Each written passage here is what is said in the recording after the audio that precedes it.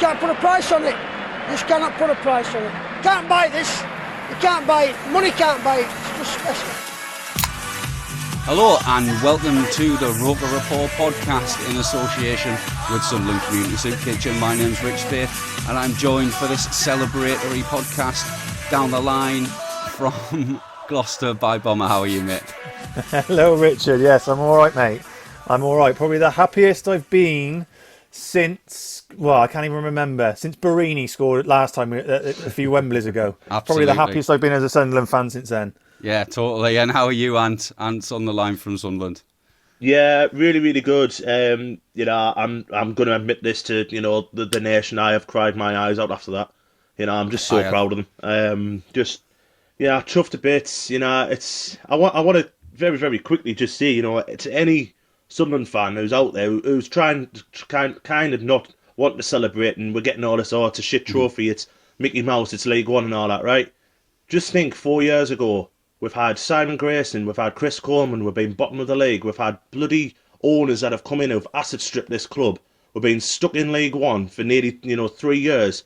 Go and fucking enjoy it, lads and lasses. Go and enjoy this today, because this is our fucking moment, alright? So enjoy everything that you want to do tonight. Fans of other clubs might make us try and feel guilty about it, or might try and belittle the achievement. At the end of the day, there's only what? You take the league winners. There's there's going to be 4 league winners. There's going to be an FA Cup winner, a league Cup winner, and there's going to be a Papa John's Trophy winner. There's only 7 people who are going to win anything this season out of the 90 odd league clubs, and we're now one of them. So fucking enjoy it. Absolutely. And it's tell you what, it's a lot more of a legitimate tournament than the Intertoto Cup. And we'll the less said about that, the better, shall we? So, so we beat Trammere 1-0.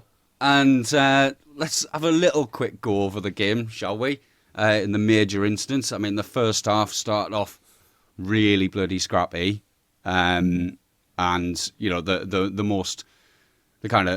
biggest thing that happened in the first kind of 15 minutes was the ball looping up off Grant Leadbitter from a Lewis shot and nearly dropping under the crossbar, and Lee Burge somehow, I mean, I was thinking he was going to drop it over the line, but he didn't. He secured it. Do a Lee Burge. Well, I mean, we'll come on to that, but I thought Lee Burge was absolutely bloody great today.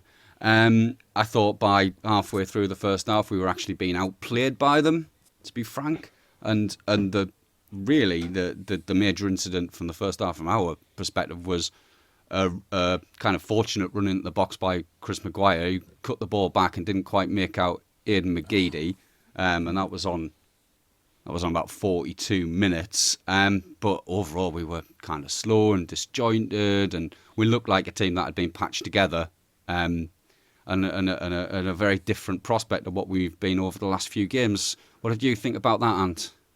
Yeah, I pretty much nailed on. I mean, I will give Trammere a lot of credit. I thought they were excellent today. I thought they were really, really good. I think we've played worse League One teams than Tranmere, so all the best to them for the rest of the season. But what they did really well, they won the midfield battle very, very early on with Leadbitter and scoring for us. I mean, I thought Leadbitter it looked as if he was just coming back from injury. He looked a little bit slow and passive, but, they got on top and they were putting a few really, really good balls into the box, but they didn't have a striker, did they? They had like a midfielder playing up front, a bit like what we do, really square pegs and round holes. So they were putting some really dangerous balls, but then they wouldn't let us get the ball to McGeady. A couple of times when McGeady got the ball, I mean, he did calm their right back like a kipper for the round about 20 minutes in, put the ball in for Wyke, who, possibly should have done a little bit better than that. But no, for the first half, I was worried going into half time. Thought, we're going to have to change it up a little bit here. But all credit to Tranmere, who I thought, to be honest, probably bossed us in the first half. Aye, I mean, I can't disagree with that, and I do think, having watched all of our games this season, they wouldn't be out of place in the top half of League One. Do you agree, Bomber? Yeah, I thought they were very good. I mean, if we think back to the end of last season, they kind of only went down because of the points per game thing. And playing like that, if they'd have replicated that, and we were allowed to play those last few games of the season, I think they'd still be in League One now. And they've carried that through. So yeah, they certainly didn't look out of place. They didn't look like a League Two team. And they've done to us what we've done to a lot of teams in League One this season, in kind of soak up a bit of pressure and try and counter and catch teams on the break. I thought Woolery in particular, I thought was very, very good. And Lloyd on the other side, I thought their two wide players were very threatening. I thought Max Power got a bit of a run around that first 25, 30 minutes. And yeah, it looked like up until the Maguire cutback, it looked like there was only one team really going to score if there was going to be a team that was going to score in that first half. So yeah, it was nervy going in at half time. I was nervous and thinking, oh, here we go again a little bit. Definitely, I think you're reflecting the thoughts of very many Sunderland fans. If my half-time perusing of Twitter is anything to go by. So into the second half, and to begin with, a great save from Lee Verge after a Lloyd shot on 47. I mean, to be frank, if he hadn't got his hands to that, it would have been a very different story, this game. And like I said, he's got to be given all the credit for some really, really neat goalkeeping all the way through the match, to be frank. I think the thing is with that as well, Rich, is the shot was hard, but it was straight at him. But how many times this season have we criticised Lee Burge for palming it out back into the danger? And he actually pulled that one into his chest, kept hold of it, and yeah, did us a solid there. Yeah, but after that, I mean, we were actually much brighter. Good start. Not that much happened, and then, I mean, I was just about to call for Lyndon Gooch to be taken off, as I think half of the Sunderland fan base were, by the looks of it. And we get the pass of the game, the moment of the game, the one bit of quality that separated the two sides from Aidan McGeady, a beautiful threaded ball through. Lyndon Gooch one-on-one with the goalkeeper, and to be frank, I was very impressed with his finish. He didn't try and take it round him. He didn't hesitate. He just banged it in, and it was a lovely finish. There was a couple of changes after that, and it got a bit scrappy. Jack Diamond came on for Chris Maguire, who looked like he was expecting Lyndon Gooch to be subbed before he'd scored. He looked really disappointed to come off, which is exactly what you want. And then we had quite a concerted period of Tranmere pressure again. I mean, the lad who came on down the wing, was it Blackett Taylor? Taylor, yeah. Taylor, yeah. He was really dangerous, and he was really causing us lots of problems. Obviously, they brought Dave Nugent on as well, who's no mug, and they looked dangerous all the way through, but we survived. You know, couple of half chances, but really there wasn't much more to write home about. I mean, if you look at the stats for the game, all right, we had 52% possession, and we had 13 shots, but we only had one on target, and they had 5. Which I think, reflects their performance. You've got to give them a lot of credit, but a lot of credit to the Sunderland players as well for sticking in and grinding out a result when it was a patched-up team, to be frank. So let's have a look at some of these 3-word reviews. The tweet's just gone up on Twitter. We've got Gaia. I'm going to be taking the mick out of how I'm saying his name. Now, Gaia saying out, we fucking won. Metronome, it's the Welsh in me. I've been here too long. Metronome saying, how we're the lads, of course. Kevin, the curse is over. Aslin, this feels amazing, and it does feel amazing. Statue for Johnson, says Paul Mitchell. I think it might be a little bit premature for that, but Joe quite rightly says the Wembley curse is broken. Harry Marshall, at bloody last. Lewis Sager, let's fucking go. Owen Sarah, Californian fucking Messi. Loving all these, these are brilliant. But a really interesting comment from Jamie SAFC. Momentum changing moment. And that's kind of the thing I want to talk about with you lads before we go into the player ratings.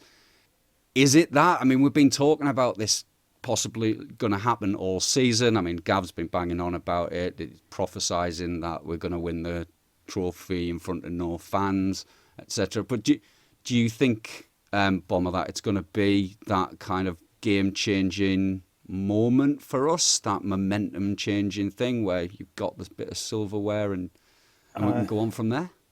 Do you know what, Rich? I genuinely do, and I don't know if I'm just caught up in the euphoria of winning the final, but I genuinely think it will. And I thought that before the game as well. I thought this was going to be a critical point in our season. If we'd have lost, it'd have been, oh, here we go again. And there's just there's a chance that just every sort of inch and ounce of momentum and enthusiasm would have just deflated out of the club and the fan base.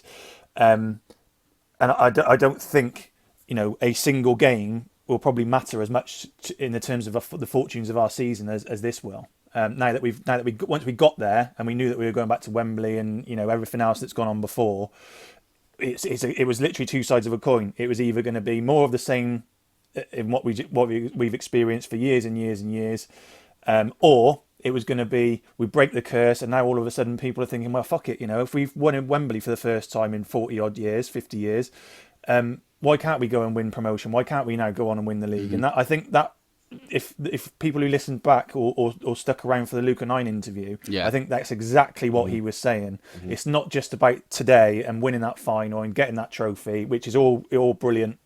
And as we said right at the top, everybody should be celebrating and screaming from the rooftops about it.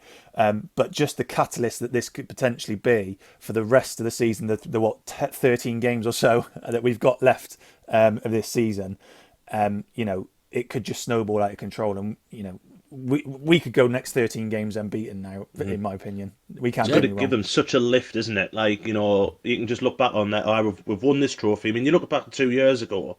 You know, we got beat off Portsmouth, and, you know, we all had a good day out at Wembley. We were all like, it didn't really matter, but we were all hurting, weren't we? You know, after that Portsmouth, and then, you know, our form kind of went off a cliff. After then, it was kind of the hangover of it, and, you know, I thought Jack Ross got a lot wrong in that game and got a lot, you know, wrong towards the end of the season. Whereas now we've won that, enjoy tonight, but, you know, Lee Johnson will have them back on the training pitch on Monday or Tuesday, whenever it is they go back on, and it'll be start again. It'll be Project Restart, exactly the same again. And you know what Brammer says there, you can see us now going on another good run now with that momentum, because you can just tell the confidence. Once we'd scored that goal, you know, today, the confidence in the players just to pass the ball around. I mean, the last 10 minutes I wasn't worried at all, because we just kept Tranmere away from, you know, once we got that Taylor Taylor doubled up, we were just comfortable, and we had a couple of more chances after then as well, didn't we? So the lift this will give the whole club, especially after what's just happened. We've got the new owner in, we've got new manager in. You know, we're starting again. You know, that you can tell with all the football's got better off the pitch. It's got better, and for now, I can just see a bright future for this football club. You know, I can see this football club just getting back to where we belong now. And I couldn't say that. It feels like a different club, doesn't it? Exactly. It just feels like a different football club right now. Yeah, you couldn't have said that, you know, this time last year when COVID hit and we couldn't get any, we never got any football. We were all thinking we're going to be stuck in League One forever. And now, in the space of 3-4 months, we're revitalised. You know, it feels like being Sunderland again, if you know what I mean by that. Yeah, you know, it really does. It feels like, and I know it's been said before, but it's worth reiterating, really, it does feel like the Roy Keane season when he came in and transformed our fortunes. It feels like some of those seasons in the late 90s that us three will all remember, given our age, under Peter Reid, where, you know, there was just that sense of, not entitlement at all, but expectation. You know, we expect them to go out and put in a performance that'll get them the result, and I wasn't overly nervous before the match that we wouldn't get the result. Obviously, halfway through the match, I was like a nervous wreck, quivering nervous wreck. But I think before I'd expected I hadn't slept or anything. Honestly, there was people waking up in the middle of the night. I saw some midnight. I don't know who was in charge of our Twitter feed at 4 o'clock in the morning, but they couldn't sleep either. But yeah, I mean, it really does feel like turning that corner. It was nice to hear as well Lee Johnson crediting the players who weren't on the pitch as well. I thought that was really, really good. You know, that's top. It's including them. It was lovely to see before, during and after the game, people like Dion Sanderson, people like Aidan O'Brien on the balcony, you know, really, Carl Winchester as well, and I think Jordan Jones was up there and a few others, Bailey Wright, were like cheering the lads on, leading, you know, some songs, I think, at the beginning, it looked like, and really enjoying the day and enjoying being part of the club. And it should be like that. Being a Sunderland player should be enjoyable. It shouldn't be onerous. It shouldn't, like, weigh down on players. It should lift them along, and I just can't wait to be back now. Like, today has just got me, like, right, you know, properly, like, motivated to make sure that I'm at that first game back at the stadium, or like whether it means I have to take a day off work and travel 400 400 mile there and back, I'll do it, because I just want to be there with the lads after that, because they're top. Yeah, it's the first time for God knows how long, Rich, and I can't remember the last time where you just see players looking happy and looking pleased with being in each other's company and fighting for each other and playing for each other. And I can't remember the last time. When was the last time we saw that? You guys, because I can't remember. You're going back to that, like the Allardyce, last game against Everton. That's the last time you can kind of think, like, we're going to be all right. I felt that when Allardyce kept us, we're going to be all right now. And obviously what's happened since then has happened since then. But now, looking at that today, we've lifted the trophy, and the smile on every single one of them, of the players, even the young lads who, Benji Kimpioka, the first one getting his medal, bless him, smiling his head off, just like laughing their heads off and stuff like that. It's like, we're going to be all right now. I do feel that way. I hope it's not another false dawn, but you know what? Fuck it, you know what I mean?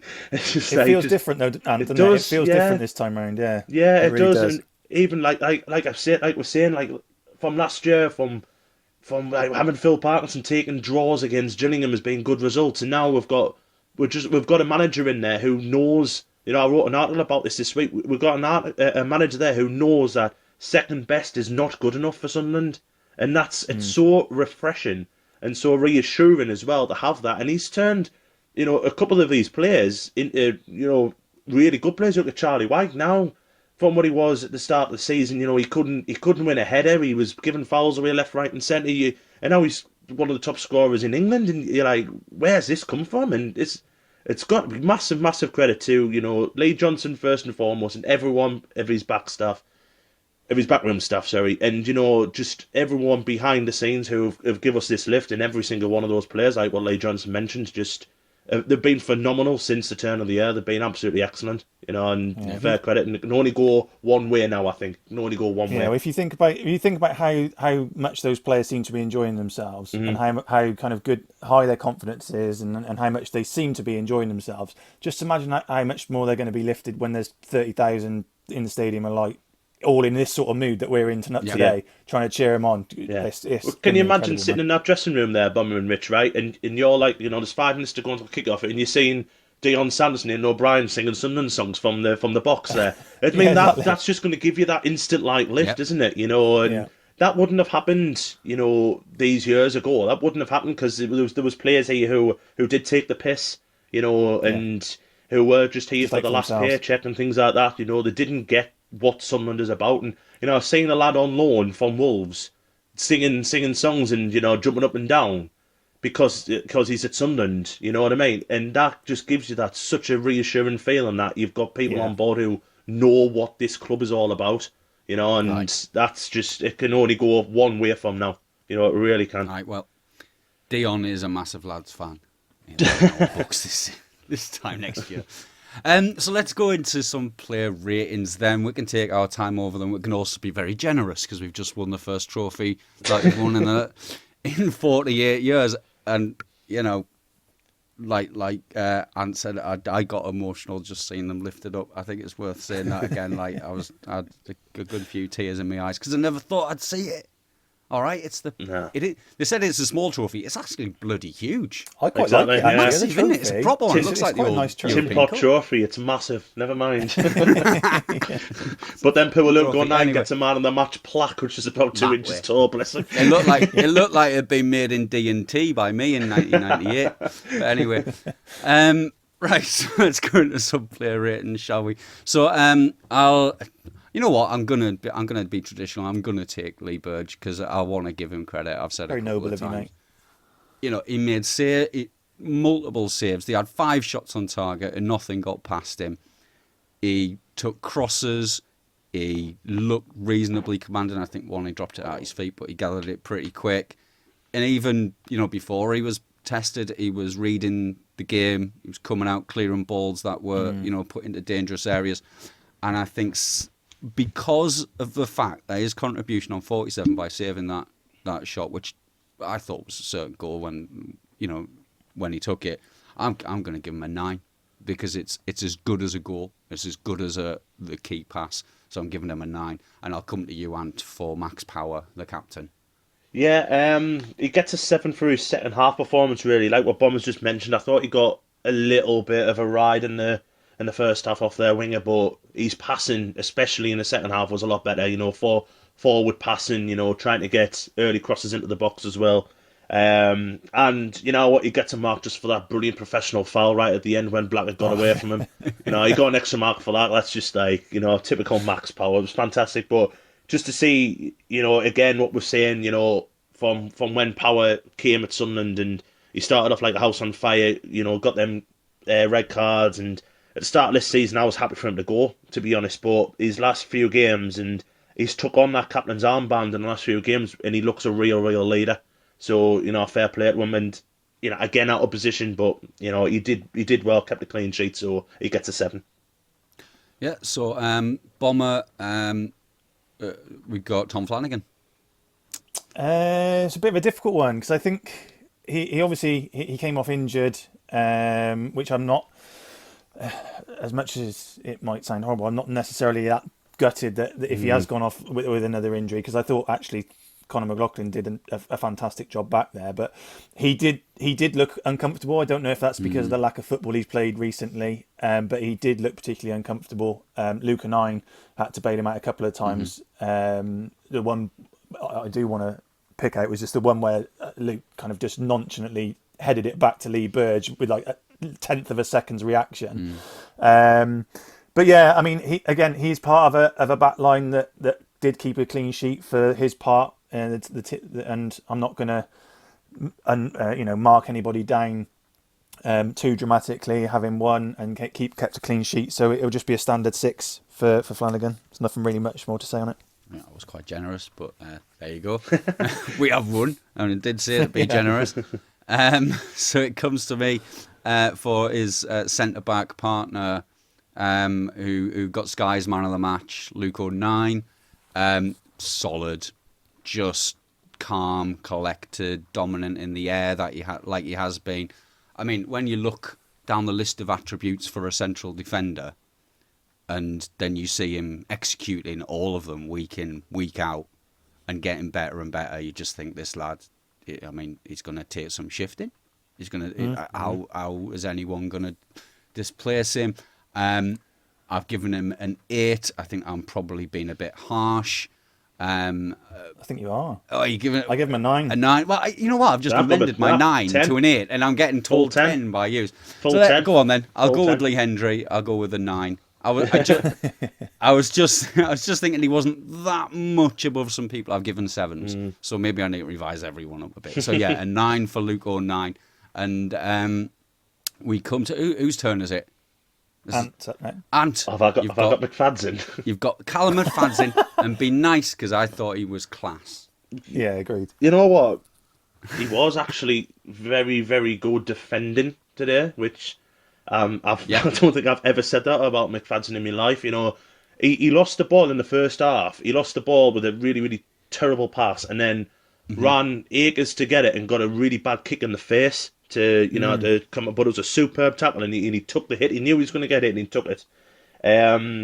Second half, again, he was very, very solid. So for the first time ever, I've given him a 7. I thought, you know what, fair play to him. But he's took on a good performance from Tuesday night against Portsmouth. He's back, hasn't he? Back to back. So credit to him. I mean, we've written him off, and you know what, he's not going to be here next season, but he's probably going to be our first choice left back till the end of the season, because obviously Volkins isn't in favour at all. So you know what, fair play to him. He's done well today. So he's got 7. Completely agree. I think a 7 is absolutely fair. So Josh Scowen for you then, Bomber.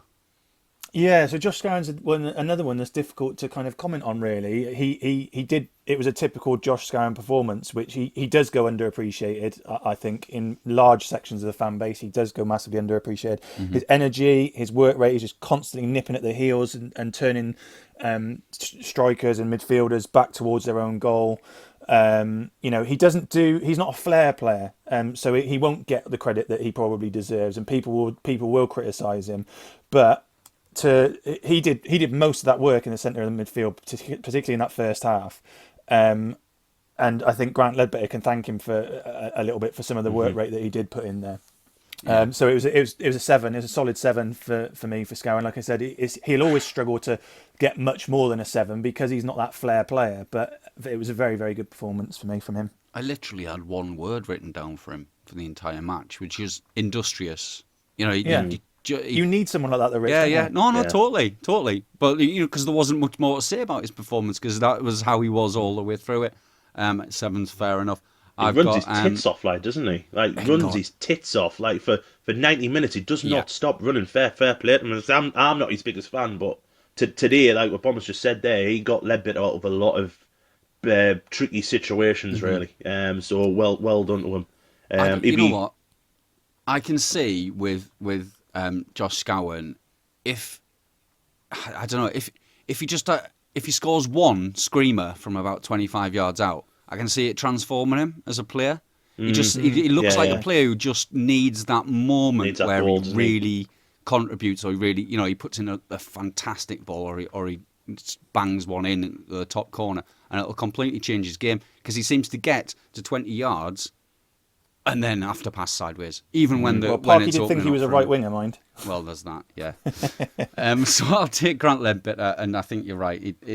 Scowen's performance did kind of mask a little bit of Grant, who looked a bit like he'd just come back from injury, and the game seemed to pass him by a little bit. In the first half, in particular, I think he got run past too quickly. Bypassed too easily, basically.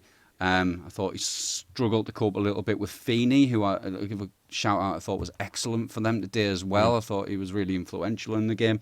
But he did get some good blocks in, and I'm going to give him a 6. It's not his fault. He's just thrown back into the team for a cup-tied player. So, 6 for Ledbetter. So we come back to Ant for Lyndon Gooch. You get the goal scorer. Yeah, amongst probably every Sunderland fan watching the game, I wanted him off at half time because he just wasn't performing well. I still thought he was carrying that injury that he had against can't remember the bloody game now, Swindon. So I thought he was carrying that injury, but second half thought he played really, really well. Took the finish, took the goal. I mean, that is a great finish. It's a great ball by Aidan McGeady, but he's still got a hell of a lot to do there. And he sees the keeper coming, gives the keeper the eyes. Keeper starts going down, lifts the ball over the top of him. And you know what? For a kid who's been here since he was 10 years old, there was only probably Grant Ledbetter I'd want to score more than Lyndon Gooch today. I'm really, really chuffed for him because he's been through the mill with us as well. He's been a Premier League player for us. He's come down and everything like that. You know what? Well done, Lyndon. I'm chuffed to bits for you. But he gets a 7, and that was a massive rise from his first half performance because he was very, very low for me in the first half, but he got a 7. Well done, really, really good finish. Yep, I think 7's fair. I'd written one word, poor, and then another word, goal, in massive letters. I'd written another word for poor, but a really bad swear word for the first half. But again, he's another player who, he's had a muscle injury recently, and it's just, it's good to see him on the pitch, good to see him finish like that. So you get Aidan McGeady, Bomber. Yeah, okay. So I was quite frustrated by McGeady first half because it looked like he was trying. I mean, it's difficult to criticise. It looked like he was trying too hard, if you know what I mean. Like when he was on the ball, he looked like he was trying to force passes. He had 2 or 3 shots from about 25, 30 yards away, which never really troubled the keeper. And every time, like a pass didn't quite go off or a shot didn't quite come off, you could see it looked like he had the weight of the world on his shoulder. He was just looking up to the heavens, kind of swearing at himself, kicking himself. And I just wanted him to kind of just relax a little bit, and he did that in the second half. He was getting the ball in one-on-one situations, and doing the little tricks and step overs that he does with his feet to buy himself half a yard of space to get crosses in. I mean, it wasn't a vintage McGeady performance that we've been used to seeing over the last few weeks, but by God, what a pass! What a pass! I mean, that's Premiership standard and beyond. That the vision for that pass and to get the weight on it as well, just absolutely fantastic. So it 7 or 8, I think probably just for that pass alone bumps him up to an 8. Which, considering I just said it wasn't a vintage McGeady performance, just shows how well he's been doing the last few weeks. So. Yeah. I really hope Phil Parkinson was watching that today and saw that pass, because for leaving him out the team for the end of the year, you want to be absolutely ashamed of yourself, Mr. Parkinson. He's a bad egg. Right, fair enough. You know what I mean? Let's not talk about Phil Parkinson. So we're happy, aren't we? But I just hope he watched that game there and just thought, what the fuck did I do that for? Yeah, he realises that actually he hasn't got a job anymore because of his actions, and primarily because he left McGeady out of the team. Yep. Well, I mean, I agree. I think McGeady had a pretty average game for him, and it was looking a 6 or 7 from me, and that pass was worth 2 or 3 marks on its own. So I give him a 9 personally. I thought when your bit of quality is what wins us the trophy, you deserve a top mark. So we've got Chris Maguire. Who's it? It's me. Is it? Yeah. Yeah. So thanks for keeping me on track here, lads, after a few beers. So I thought Chris Maguire, I thought it was unfortunate to come off because I thought he was actually reasonably good. I thought he was better than Lyndon Gooch for much of the game. He was the only person prepared to take a shot in the first half on occasions. But in the end, really, his final product was missing. He was subbed off on 62, and I give him a 6. Which I don't know what you think about that, but it was a bit of an average mark. No. Yeah, I think a 6 would have been fair enough. I think I was more kind of not necessarily surprised, but I think Maguire will probably be happy that he started the game. You could tell he was disappointed to have come off, and I think everyone was kind of scratching their heads a little bit. But second half, if you just take the second half, him and Gooch were much of a muchness in terms of their performance, but then Gooch got the goal. Absolutely. So, and you've got Charlie Wyke. Yeah, the first half again, like pretty much all the front four very quiet, but I thought a slight criticism of Maguire I didn't mention was he never got to help Charlie as much as what Aidan O'Brien kind of does. So I thought like that was missing from him. And then in the second half, I kind of like had down it was Charlie Wyke from the start of the season, giving away some silly fouls, but then after we scored, it was the same with probably everyone. He just got that lift, and then he did really well. He won a header and then ran on to win another header to release Diamond when Diamond went through, and we thought we had a penalty. He was excellent there. It was superb forward play by Charlie. Took some knocks as well. I mean, he was bleeding out of his head. You know what I feel about Charlie Wyke, lads. You know what I mean? I've said it all season. I'm not going to mark him low today, even though for his standards he was probably quiet, a little bit poor from his standards. But he's got a 7 just for that. That double headed to set up Diamond. I thought that was superb from play. Really, really good. Yeah, I completely agree. Bomber, are you in agreement on that? Yeah. He was a different player. Once we scored the goal, as Ant said, when we scored and got that little bit of a lift, and in particular, I think when Diamond came on, he was a different player. He was probably a 5 before that, and he turned into a 7 post that. So, who've you two got as your man of the match then? Ant, I'm going to come to you first. Who's your man? Are you not doing the subs? Oh, God. Here we go. The subs. Sorry, I haven't got it listed in the way that I used to. The subs. So there were 2 subs used during the game. Conor McLaughlin came on 42 minutes after Flanagan's injury. He almost scored on 76 minutes as well, with a flicked on header.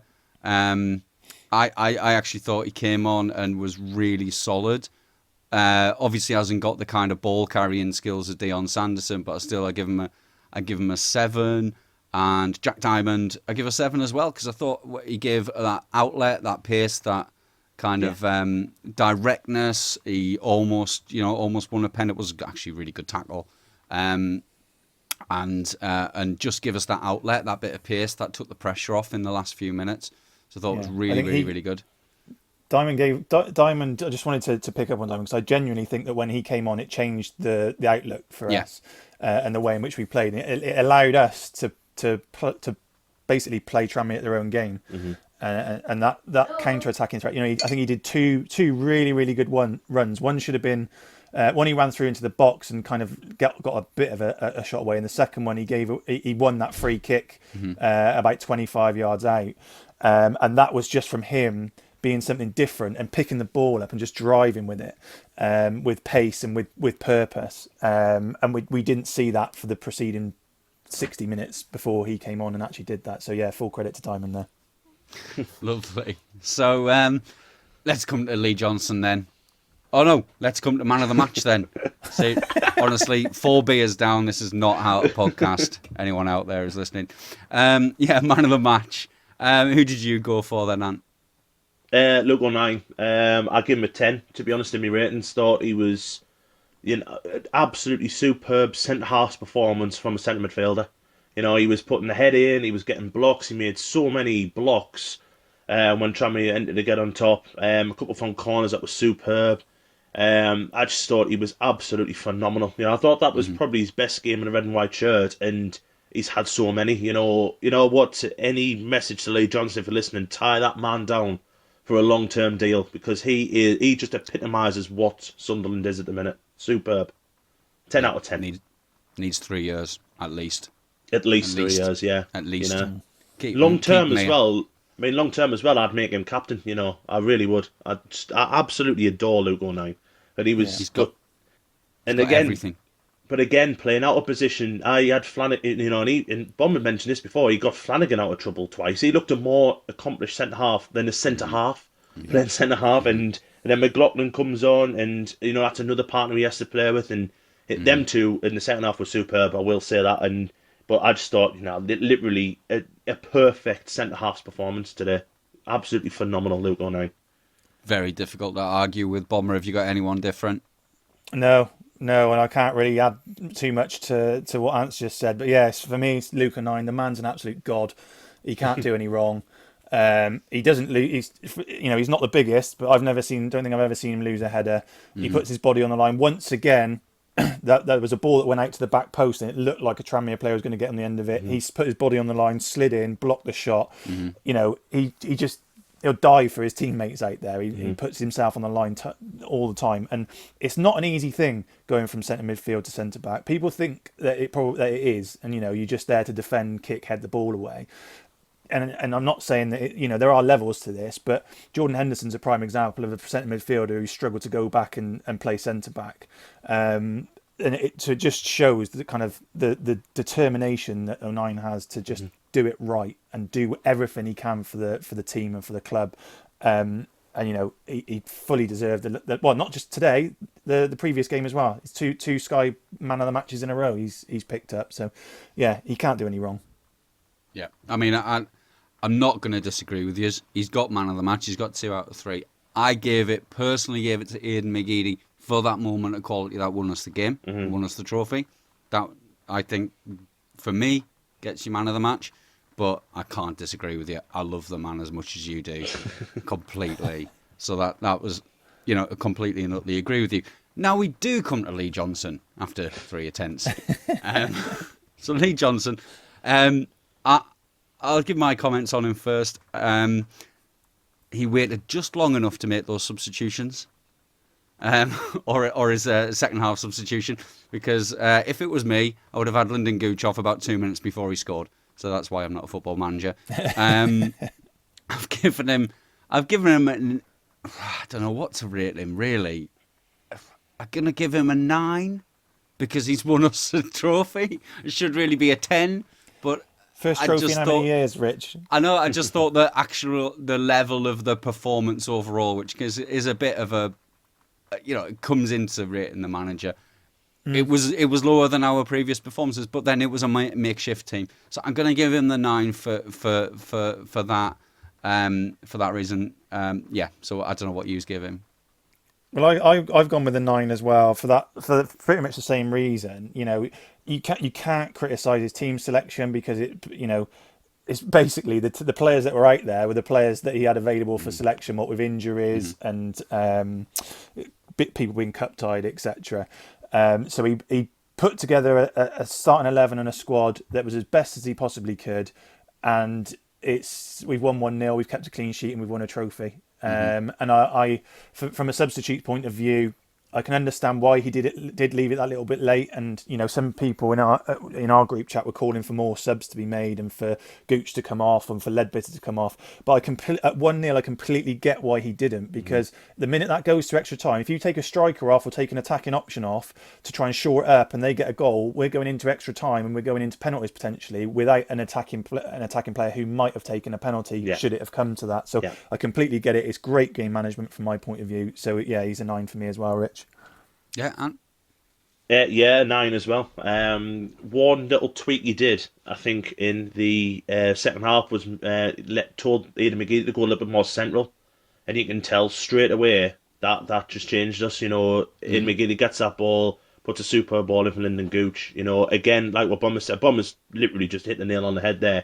If he'd made these substitutions at 1-0, then we take, say, Lyndon Gooch off, who can take a penalty for Sunderland, take Glenn Ledbetter off, who's Sunderland's penalty taker. Maguire's already come off, who can take a penalty. Then you bring in these lads on, you look at, say, young Jack Diamond take a penalty in a high-pressure situation.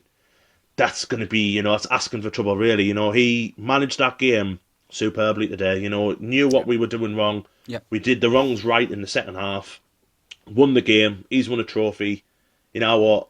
Lee Johnson is superb for me. Since he's took over this club, he has been nothing short of superb. He knows what we were doing wrong in the past. He's got us playing this different brand of football, and I can see him being manager here for quite a long time should he get us promoted this season. I think he's very, very good. And he said that before. He said it in his interview. That's the start of his journey as a coach. That's his first trophy he's won, I think. And it's the start of his journey, the start of our journey.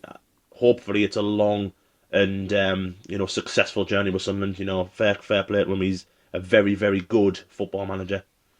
I mean, I cannot disagree with the word you've just said, and I think you're absolutely spot on there. And I guess as a Sunderland fan, I would say thank you to him for the energy that he's put in, energy that he's brought to this club. And, a lot of people were sceptical. A lot of people are like, well, what has he actually ever done? Yeah. But I was one of them. I was one of them at the start. But my word, I mean, his management speak might kind of annoy people. I like it personally.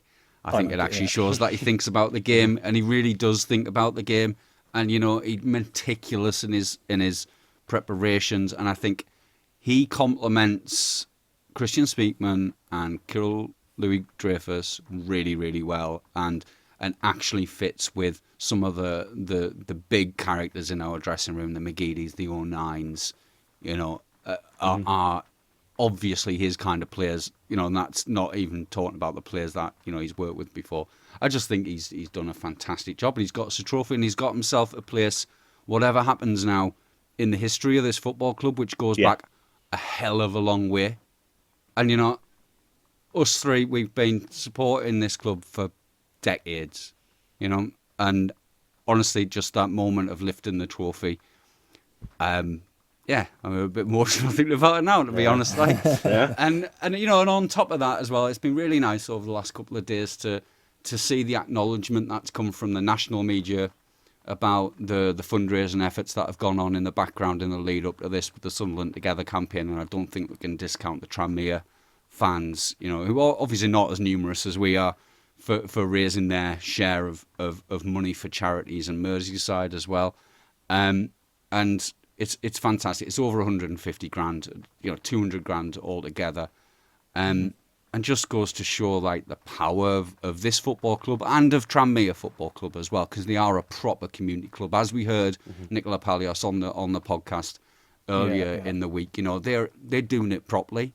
I've nothing bad to say about Tranmere Football Club. I went there last year for the away game because it's an hour from my house, and it was a lovely evening out. All right, it was a terrible game of football that we won 1-0 with the Charlie Wyke header. But and celebrating in the background there. But they're a great football club, and bloody good luck to them, you know. And I'd love to see them play them in the Championship in a couple of seasons' time or something like that. Because they are Champions League then, Rich. Well, yeah, sorry, forgot about that. But, you know, you want to see them do well because they're a proper football club, they're a proper community football club, and they've done, they've done their fair share in raising the money for the Sunderland Together campaign, which has been inspirational. And hopefully this whole experience will, you know, push us on. And now we can go, we've got, you know, a dozen or so games. And you know, we're going to win the league, lads, aren't we? We're going to win the league, man. Yeah, we're going to win the league. Champions. It's like what was put down, and I don't know if you've had a chance to read the programme yet, you know, that was put on.